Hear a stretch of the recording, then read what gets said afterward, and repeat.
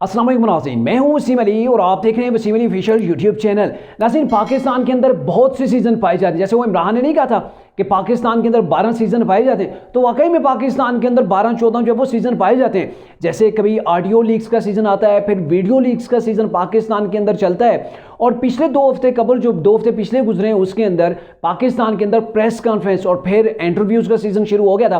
और अब एक बार फिर से गिरफ्तारियों का सीज़न जो है पाकिस्तान के अंदर लॉन्च हो गया है। यानी कि तरीके इंसाफ के 2 रहनुमा 2 दिनों के अंदर, यानी कि 2 दिन भी नहीं बल्कि 12 से 14 घंटे के अंदर अंदर 2 रहनुमा जो है वो गिरफ्तार हो चुके हैं। पहले असद कैसर थे, दूसरे फवाद चौधरी। इन लोगों को क्यों और किस सिनेरियो के अंदर जो है वो गिरफ्तार किया गया और फवाद चौधरी ने किससे मुलाकात की थी अपनी गिरफ्तारी से कबल, और उनके घर के अंदर समन जो है वो क्यों भेजे गए थे, तमाम तफसील आपको बताएंगे। लेकिन उसके साथ एक और बड़ी मुज़ाहिर किस्म की खबर है कि सदर आरिफ अलवी साहब, जिन्होंने कभी कोई सीधा काम नहीं किया, बड़े घुटने टेक के उन्होंने एक ही काम किया और वो काम भी उन्होंने पुठा कर दिया है। कौन सा पुठा काम उन्होंने किया, यानी मेन पुठा देसी में कहते हैं, मतलब ये है कि उल्टा काम।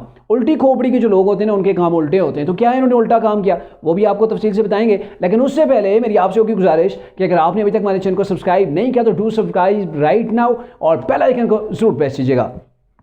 नाज़रीन, पहले बात कर लेते हैं जी गिरफ्तारियों का जो सीज़न चल रहा है। गुज़िश्ता रात आपको मैंने खबर दी थी कि जो तरीके इंसाफ के साबिक जो है वो स्पीकर कौमी असम्बली थे असद कैसर, उन्हें गिरफ्तार कर लिया है। और ये वो शख्स थे जिन्होंने अभी तक प्रेस कॉन्फ्रेंस नहीं की थी, यानी कि उन्होंने अपना वीडियो बयान जारी किया था। वीडियो बयान के अंदर उन्होंने कहा था इमरान ने कोई गलत काम नहीं किया।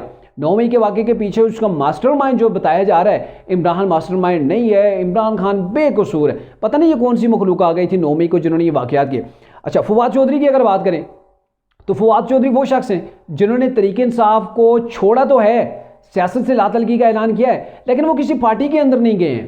यानी कि ये चौधरी साहब किसी पार्टी को उन्होंने ज्वाइन नहीं किया। ये अलग बात है कि इस्तेकाम पाकिस्तान के अंदर ये गए थे जब उनका वो पहला ओकेजन था जो उन्होंने प्रेस कॉन्फ्रेंस की थी, उसके अंदर ज़रूर शामिल हुए थे। लेकिन वहाँ पर भी वो आपने देखा था ना, मुँह छिपा के बैठे थे, कभी सर पकड़ के बैठ रहे होते थे, ऐसे लग रहा था जैसे ज़बरदस्ती पकड़ के किसी ने ना चौधरी साहब को वहाँ पर बिठाया हुआ है। तो चौधरी साहब उन्होंने भी खुल के अभी जो है इस्तेकाम पाकिस्तान के अंदर नहीं गए थे। बल्कि अगर आपको बताएं तो रिसेंटली उनकी मुलाकात हुई थी। मुलाकात ये नवाज शरीफ की पाकिस्तान आमद के बाद हुई थी। उनसे जहांगीर तरीन और ऊन चौधरी साहब ने जो मुलाकात की थी, और उस मुलाकात के बारे से ये कहा जा रहा है कि उसके अंदर फवाद चौधरी को कहा था कि आप बाज़ाब्ता तौर पर तरीके इंसाफ से अलविदा होके हमारे पास आ जाएँ, हमारी गोद के अंदर आके बैठे और यहाँ जो चाहे खेलते रहें, आपको खेलने के लिए खुला जो है वो माहौल मिलेगा। लेकिन चौधरी साहब ने कहा नहीं, मैं आपके साथ नहीं जा सकता। इसलिए नहीं जा सकता कि आप तो मुस्लिम नून की बी टीम है, जो काम मुस्लिम नून कर रही है आप उसको सपोर्ट कर रहे हैं, आप उसके साथ चल रहे हैं। और मेरे ख्याल में वाकई में इस्तेकाम पाकिस्तान के अंदर 2 धड़े मौजूद हैं जो बातें की जा रही हैं। एक धड़ा वो है जो प्रो मुस्लिम नून है, यानी कि मुस्लिम नून की आप उसे फर्स्ट कॉपी कह सकते हैं, यानी कि जिनके ख्यालात वगैरह मैच होते हैं। और ख्यालात क्यों ना मैच हों कि इस्तेकाम पाकिस्तान के अंदर बहुत से वो लोग शामिल हैं जिन्होंने ज़मनी इलेक्शन के अंदर मुस्लिम नून के टिकट के ऊपर इलेक्शन लड़ा था, और वो अब इस्तेकाम पाकिस्तान के अंदर मौजूद है, यानी कि हमदर्दियाँ उनकी मुस्लिम नून के साथ मौजूद हैं। तो चौधरी साहब का ये कहना है मैं तो वो गालम गलोच किया करता था, इन लोगों को तो मैं रगड़े लगाया करता था, अब आप उनके साथ शाना बिशाना चलने की कोशिश कर रहे हैं। एक बाहर से एक आपने बस हाइप क्रिएट की हुई है कि हम जो है वो अलग हैं। अलग कोई नहीं है, अंदर से सारे एक हैं, मतलब इस्तेकाम पाकिस्तान और नून लीग के वाले से। तो इन्होंने कहा फिर मेरा जाने का क्या फ़ायदा, हम तो हरीफ रहे हैं, मैं तो हमेशा इनके ऊपर गर्जा बरसा हूँ, मैं तो इन्हें गालम गलोच करता था। चौधरी साहब हैं, शहबाज गिल साहब हैं और जो दूसरे इनके 2 और बंदे हैं, वो क्या करते थे, इनका मीडिया के ऊपर काम ही यही होता था कि दूसरों को गिराना, दूसरों के ऊपर जो वो आपने कीचड़ उछालना, तो ये वो काम किया करते थे। तो अब इनको वो एडजस्ट नहीं हो रहा, यानी कि वो कहते होते हैं ना कि आप इस कदर आगे अगर किसी की बढ़ रहे हैं, किसी मामले के अंदर इतनी कशीदगी पैदा कर रहे हैं, तो ख्याल करें कि उस लेवल की आपने कशीदगी पैदा करनी है। किसी के खिलाफ अगर बात भी करनी है तो उस लेवल की करें कि कहीं ऐसा ना हो कि कल आपको मिलना पड़ जाए, उसी शख्स को वाले लगाना पड़ जाए और आपकी आंखें ना मिल पाएँ।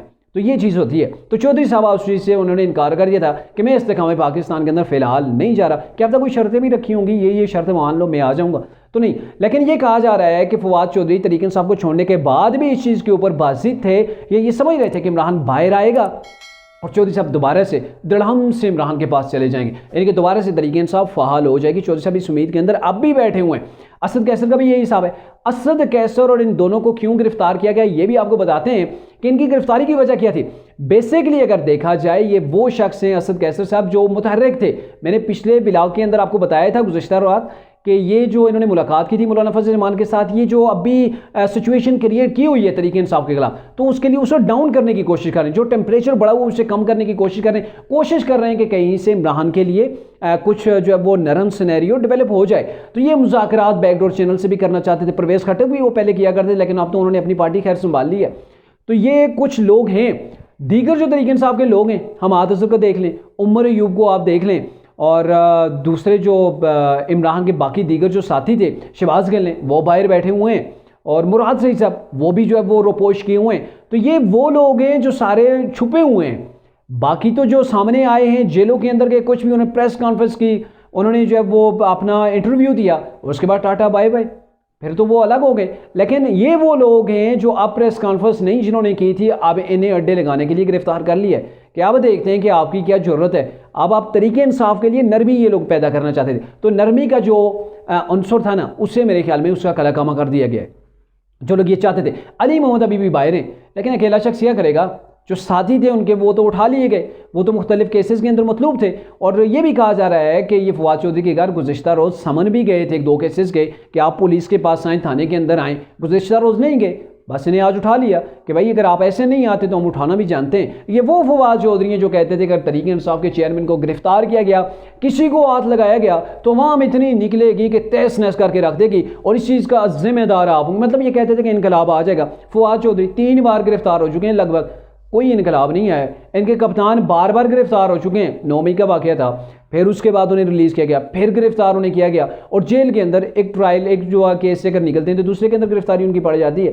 तो इन्हें बार बार गिरफ्तार किया जाता है। कोई समुंदर अवाम ने अब नहीं देखा है। समुंदर निकला है 9 मई को, 9 मई को गिने चुने लोगों का समुंदर निकला है, जो वेल ट्रेंड थे, जिन्होंने आर्मी की तनसीबात इमलाक के ऊपर डट के हमला किया है। और उस हमले का नतीजा है कि आज तहरीक इंसाफ पसपा हो चुकी है। पसपा नहीं, मतलब अब उन्हें कैंडिडेट नहीं मिल रहे हैं, तहरीक इंसाफ के लोगों को कैंडिडेट नहीं मिल रहे हैं। उनका अपना चेयरमैन वो जेल के अंदर पड़ा हुआ है, और हालात ये पार्टी के हैं कि पार्टी को अब लीड करने वाला कोई नहीं है। 1 मैन शो था। 1 मैन शो के ऐसे ही होता है कि आप रजिस्ट करेंगे, कोई मामला है, आप अगर नहीं है मैदान के अंदर तो आपकी पार्टी नहीं रही है। पार्टी के पीछे वो बस एक नाम रह जाता है, पार्टी नहीं रहती है। और लोग भी लीडर को देख के वोट देते हैं जब लीडर ही नहीं मौजूद, बाकी जो है वो सियासतदान मौजूद नहीं है। चंद सियासतदान वो रोपोश हैं, वो रोपोशी की हालत में कैसे इलेक्शन लड़ेंगे। अब तो उन्होंने कंटेस्ट करना है इलेक्शन के अंदर, आगे उन्होंने ग्राउंड के अंदर जाना है। तो ये चीज़ है। तो अब आते हैं जी दूसरी जो चीज़ है, ये तो हो गया कि तहरीक इंसाफ के लिए मुश्किलात पैदा हो गई हैं कि जो इनकी मुज़ाकरात करा रहे थे वो तो उन्हें तो रास्ते से हटा दिए गए। तो आपको ये बताएं कि आरफ अलवी साहब, जिनसे अच्छे की उम्मीद ये कौम नहीं रखती थी, ना ही रख सकती है, एक शख्स ही है ऐवान सदर के अंदर वो बैठा हुआ है, जिसका ऐवान सदर से तल्लक बस इतना है कि वो तहरीक इंसाफ की खटपुतली बन के वहाँ पे बैठा। और बाज़ ओकेजन के अंदर जो उसकी चीज़ें सामने आई हैं, ना इधर के रहे ना उधर के रहे। क्या हुआ कि इलेक्शन कमीशन ने सुप्रीम कोर्ट के अंदर टाइम दिया था 11 फरवरी का, कि हम 11 फरवरी को इलेक्शन करवाएंगे। संडे का दिन है, अतवार के दिन है। अमूमन पाकिस्तान के अंदर जो जनरल इलेक्शंस होते हैं वो अतवार को ही होते हैं, और ज़मनी इलेक्शन के हवाले से भी कोशिश की जाती है कि संडे को, क्योंकि मुख्तलिफ जो प्राइवेट महकमे हैं उनके अंदर जो लोग मौजूद हैं, या फिर सरकारी जो लोग हैं, मतलब उन्हें भी छुट्टी हो जाएगी, प्राइवेट वाले भी जो है वो छुट्टी कर लेंगे। तो ये सारी चीज़ होती है, एक लोग आ जाएंगे, इदारे बंद नहीं होंगे। लेकिन क्या किया, अलवी साहब के पास गए तो अलवी साहब की सुई एक जगह अटक गई। उन्होंने कहा नहीं जी, अब तो मैंने अपनी बात मनवानी है। उन्हें कहा गया भाई कि 11 को अतवार आता है, आप नहीं तो पिछला अतवार ले लें, 11 से जो पहले, 11 फरवरी से पहले अतवार आता है, फरवरी के फर्स्ट वीक जो आता है उसके ऊपर इलेक्शन करवा लेते हैं। लेकिन उन्होंने कहा नहीं, मैंने जुमेरात को ये इलेक्शन करवाना है। पता नहीं ये पीरनी साहिबा ने उन्हें मैसेज भेजा था, ये क्या हुआ, क्योंकि पीरनी साहिबा वो जो जिसे मुंतखब करती होती है ना वज़ीर आज़म के लिए, वज़ीर आला के लिए, उसके नाम का भी वो पूरी लिस्ट निकालती होती है, उसका भी फाल निकालती होती है। फाल निकला फिर ठीक है, फ़लाँ दिन फ़लाँ की जो हमने तैनाती करनी है, वो पहले भी आप सुन चुके हैं DGI SPR के वाले से, सॉरी वो पहले एक तैनाती थी इमरान खान के दौर के अंदर। तो ये है कि डिले करते हैं। तो अब किया है, तो मेरे ख्याल में वो शायद बुशरा बीबी ने उन्हें जो है वो बताया होगा कि आपने अतवार को इलेक्शन नहीं करवाना। अतवार को आपने इलेक्शन करवाया तो बड़ा भारी आ जाएगा इमरान के ऊपर, कहीं वो चिल्ला बिल्ला वो हिसाब किताब किया होगा। तो बहरकैफ मेरे ख्याल में ये पीरनी साहिबा की रिकमेंडेशन के ऊपर उन्होंने अतवार को छोड़ के जुमेरात को इलेक्शन करवा दिए। अब जुमेरात को पाकिस्तान के तमाम तालीमी इदारे बंद होंगे, दीगर जो सरकारी हैं, नीम सरकारी इदारे या प्राइवेट हैं, सबको बंद होना पड़ेगा। तो ये एक बहुत बड़ा लॉस है, सिर्फ इस वजह से कि जो हमारे सदर साहब हैं ना, उनकी सुई एक जगह अटकी हुई है। वैसे मैंने नहीं कहा था कि जो सदर साहब हैं इन्होंने एक ही काम किया है और वही काम जो है पुठा ही ना कर देता है। यानी कि इनको समझ नहीं आ रही होती कि भाई ये एक सिस्टम है, इदारों के अंदर छुट्टियां नहीं होती, रोज़ रोज़ इतवार को छुट्टी है, आप छुट्टी का दिन रख लें। आपको अगर वहाँ पे प्रॉब्लम है 11 को अगर कोई मसला है तो आप पिछला वीकेंड जो है वो ले लें, लेकिन नहीं, उन्हें क्योंकि रिकमेंड किया गया था ज़मान पार से, यानी कि बुशरा बीबी ने उन्हें ये ऐलान करके बताया था कि आपने इस दिन को जो है वो इलेक्शन करवाने, जुमेरात से अगर ज़रा आगे पीछे हुए ना तो फिर जो है वो आपकी खैर नहीं है। और मेरे ख्याल में उन्होंने खैर मनानी है, अभी तक तरीके इंसाफ के अंदर है, कहीं उन्हें भी तरीके इंसाफ से जो है वो प्रेस कॉन्फ्रेंस करके या एक इंटरव्यू देकर जान छुड़वानी ही ना पड़ जाए।